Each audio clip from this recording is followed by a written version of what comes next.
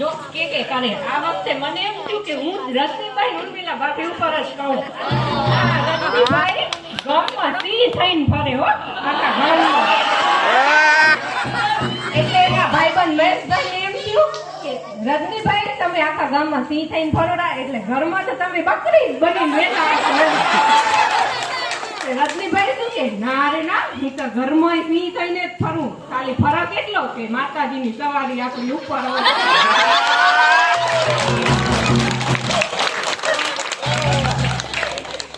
આ વેદુ કિસાન નિયતિ જેવી રૂપાડી રૂપાડી ચોરી અહીંયાથી આમ નીકળ્યું હો. એટલે ગામમાં ચોરેતા બેઠા જ હોય પંચાયત જુવાનિયા. એટલે જુવાનિયાને મસ્કરી કરવાનું મન થયું. એટલે શું કે ઓહો આ પૂનમનો ચાંદ આજે ધરતી ઉપર. એટલે છોરીઓનો પત્તો ગયો. એટલે એ શું કે અમે એ જ વિચારી રહ્યા કે આ ઘુવડ રાતના બદલે દિવસે કેમ. પછી છોરી કે આ સેન્ડલ ખાવો હોય સેન્ડલ એમ. છોકરાઓ હોશિયાર હતા શું કે આજે અમારો ઉપવાસ છે. છોરી વીતી હોશિયાર આ ફરાળી સેન્ડલ એમ કરીને બેટા બેઠી ગઈ. પછી આ રજનીભાઈ એક દિવસ ઉદાસ થઈને આખા ગામમાં ફરે. તો એના ભાઈબંધને એમ થયું કે ઓહો રજનીભાઈ તમે તો કેમ ઉદાસ થઈને આખા ગામમાં ફરો રાખ.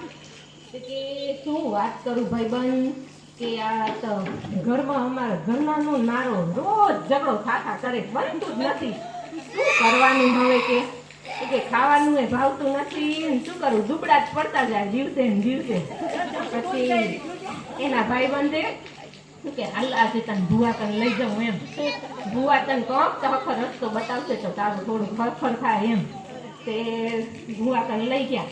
તે પછી ભુવાએ થોડા દોડા ધાગા કરીને એમ કીધું કે હું તને શું કરવાનું કે ઘરે જઈને ઘરના રોજ વખાણ જ કરવાના. ઈ જી કરે ઈ તને વખાણ જ કરવાના એમ. કે સારું હવે ઈ ટ્રાય અજમાઈ જોઈએ એમ. તે મનમાં વિચારી લીધું કે હવે ઘરે જઈને તો આપણે વખાણ જ કરવાના એમ. તે ઘરે ગયા એટલે જમવાનું તૈયાર હતું. તે જમવા બેઠા એટલે નક્કી કર્યું હતું કે આજે તો વખાણ જ કરવા. એટલે મંડ્યા વખાણ કરવા. ઓહો આજે તો શું જમવાનું બનાવ્યું હે. આવી તો દાળ ભાત કદી નહીં ખાધી, આવું શાક તો કોઈ દિવસ નહીં ખાધું. ત્યાં તો વાસણ ઘરમાં ખખડવા માંડ્યું. ત્યાં તો દંડો લઈને આવ્યા.